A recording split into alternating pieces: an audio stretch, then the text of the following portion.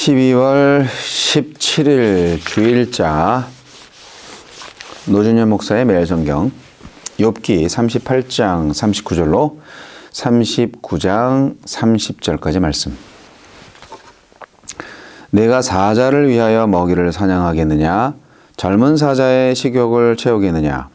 그것들이 굴에 엎드리며 숲에 앉아 숨어 기다리느니라. 까마귀 새끼가 하나님을 향하여 부르짖으며 먹을 것이 없어서 허우적거릴 때에 그것을 위하여 먹이를 마련하는 이가 누구냐? 산 염소가 새끼 치는 때를 네가 아느냐? 암사슴이 새끼 낳는 것을 내가 본 적이 있느냐? 그것이 몇 달 만에 만삭되는지 아느냐? 그 낳을 때를 아느냐?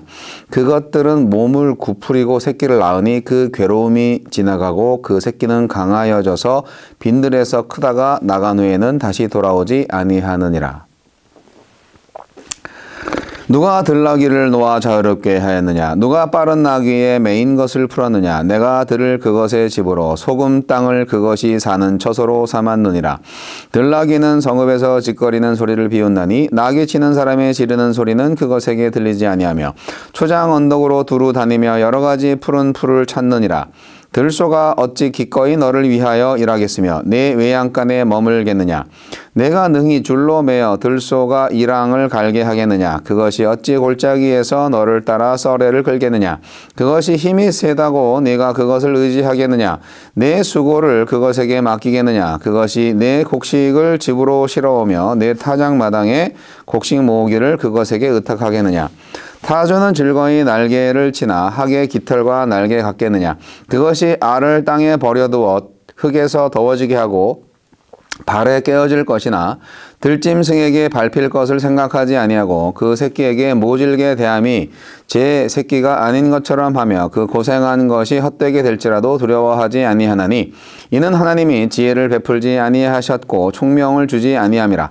그러나 그것이 몸을 떨쳐 뛰어갈 때에는 말과 그 위에 탄 자를 우습게 여기느니라. 말의 힘을 내가 주었느냐? 그 목에 흩날리는 갈기를 내가 입혔느냐?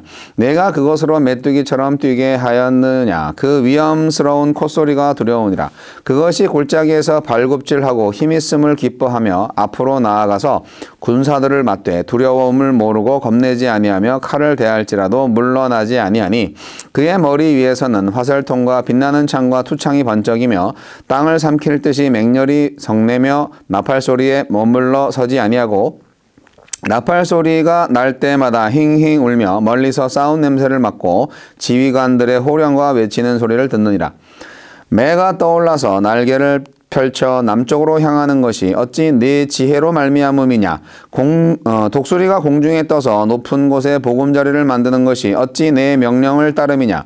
그것이 낭떠러지에 집을 지으며 뾰족한 바위 끝이나 험준한 데에 살며 거기서 먹이를 살피나니 그 눈이 멀리 봄이며 그 새끼들도 피를 빠나니 시체가 있는 곳에는 독수리가 있느니라. 동물의 세계를 주관하시는 하나님.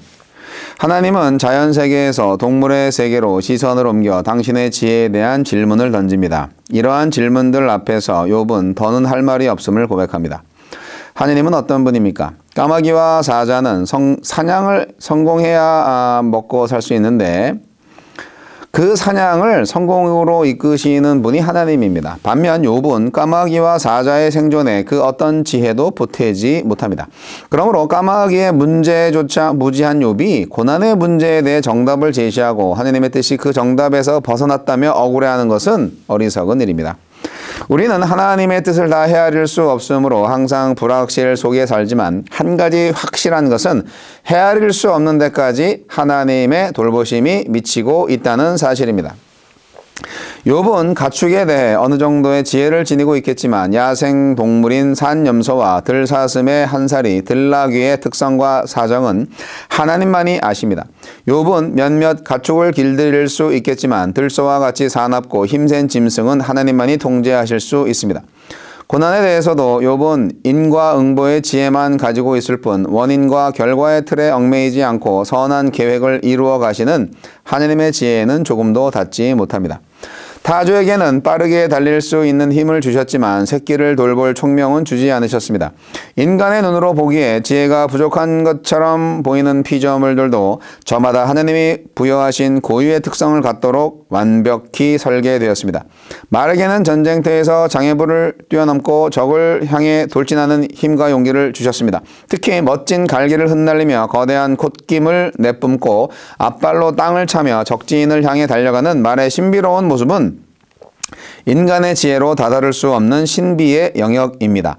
매나 독수리가 높이 날면서 먹이를 찾거나 낭떠러지나 험준한 바위 끝에 집을 짓는 것도 하느님의 놀라운 창조의 섭리입니다.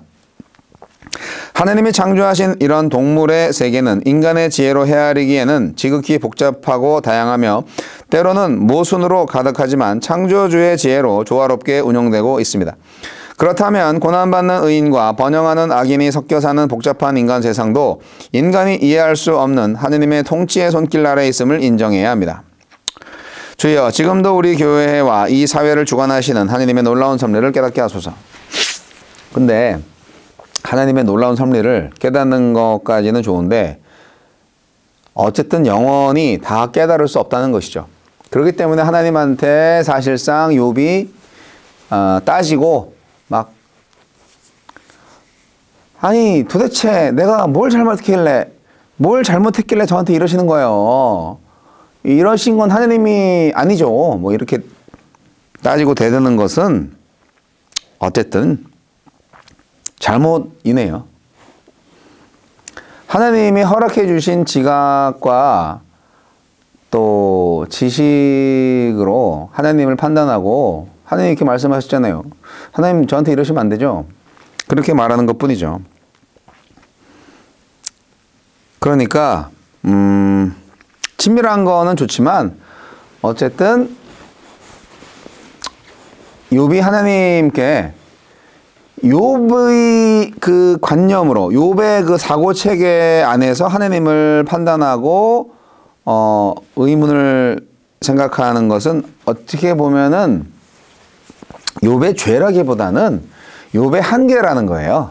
그래서 욥이 하나님한테 그 한계를 인정하고 하나님한테 떼쓰는 그런 걸로 이제 의문을 제기하고 그렇게 하나님을 막 법정으로 불러내서 이제 누가 옳은지 한번 잘 판단해 보자고요. 뭐 이런 식으로 하는 것은 조금 오버했다. 이런 생각이 들기도 합니다. 지금 하나님의 그 답변으로 그렇게 생각이 든다는 것이죠. 동물의 세계를 주관하시는 하나님에 대한 표현이 오늘 말씀인데 사실 우리가 하나님의 지혜를 다 알 수 없죠. 그게 결론이에요. 우리는 하나님의 지혜를 다 알 수 없다. 우리는 하나님을 규정할 수 없다. 우리는 하나님을 다 알 수 없다. 그런 거죠. 그렇기 때문에 하나님이 창조하신 세계 역시 다 알 수 없어요. 하나님만이 알 수 있는 거죠. 동물의 세계를 볼 때에도 참 신비롭죠. 정말 뭐 동물의 세계가 뭐 정글의 법칙이고 약육강식의 세계고 뭐 이런 식으로 우리가 생각하지만 우리가 동물의 세계를 다 어떻게 알겠어요? 그들은 그들 나름대로 잘 굴러가고 있어요. 자연적으로. 자연이죠. 근데 그것을 만든 분이 하나님이시잖아요. 결국 하나님이 챙기시는 거예요. 모든 자연 만물을 하나님이 다 주관하시는 거예요.